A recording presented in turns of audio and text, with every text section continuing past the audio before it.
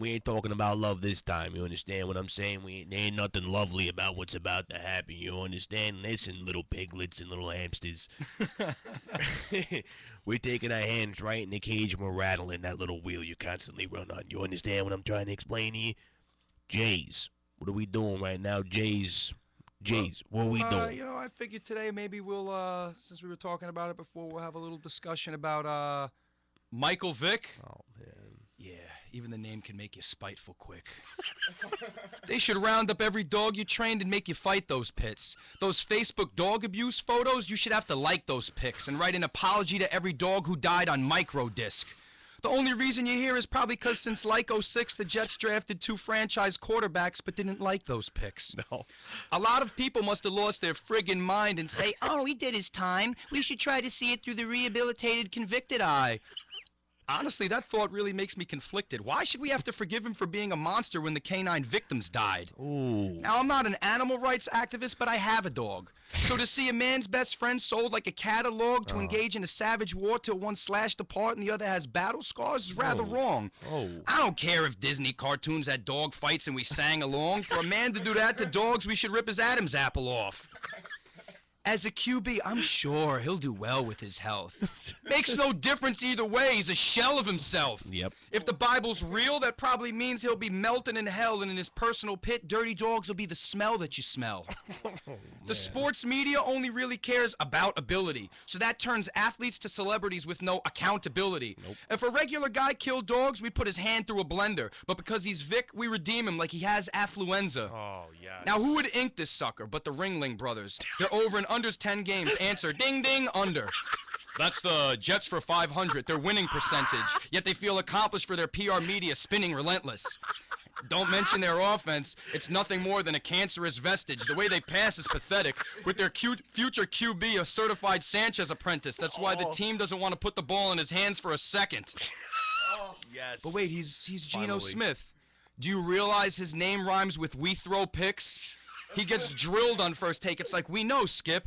His past is WVU. It's something we don't skip. He's from a medium-sized pond, and guess what? We don't fish. Next year, we won't even be able to find him on the Nemo tip. Good. Because in a QB competition, he won't beat no Vic. Nope. So for the Jets fans saying that he's so sick, watch Geno sit. I hope I rain on the parade like El Nino did. So we got one more year of Rex Ryan sweat flying. It really makes me respect dying. But honestly, the guy who helped orchestrate Rex's diet must have been the scholar who decided to invent science, because previously his meals consisted of less iron than lead wires. You're beyond defense-minded. You're a defense tyrant. When one of the coaches whispers, offense, the whole office gets quiet. These championship hopes, not even your friends buy it. Off the prideful talk, he's the type to get blinded, and you're a big guy, but still not New York's best giant. He's so into defense, he easily gets defensive, of course. He'll walk up to an atheist and try defending the Lord. He'll walk up to a pacifist and try defending the sword. He's a defensive animal. But the only thing he's not defending is dogs. Oh. Or high character folk. That's why the locker room stays shattered and broke, Oh, as they wow. try to transition into a team from an actual joke and spend more than half the money they saved on Santonio Holmes on a de facto coach quarterback who's grown fragile and old. Wow. The Jets' receiving core looks filthy in an empty wasteland.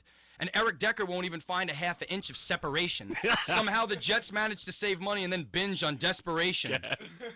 Now, the Jets knew Tebow wasn't perfect, but they love the circus. Oh, yes. So they made him bulk up like a giant Russian person, gave him the ball and said, hey, you're late to church, now run to service. Yes.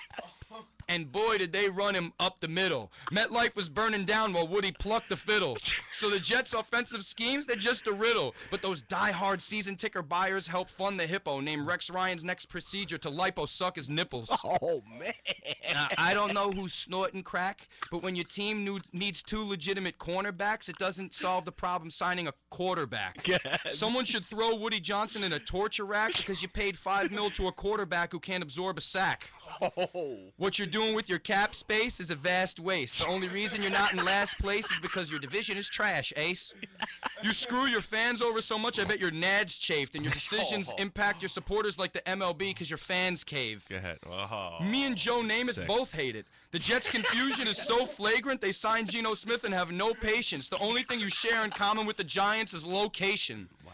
But your fans, they're loyal all year round. They're wearing green. But the glaring theme of the organization is apparent greed. I'd probably rather sit at home in front of my TV and stare at Glee than donate a fraction of a penny to a pair of seats.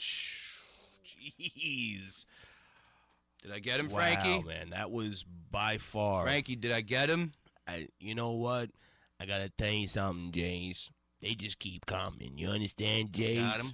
This week, I gotta say, Jace, you put him over the knee. He was getting a little out of line. Did you I put get him? Right back in his place. I got him, Frankie. You got him, Jace. We're gonna keep on. You know what the thing is, Jace? You just stomped his skull right into the gobblestone and just watched him go. Just watch him go. Just watch him.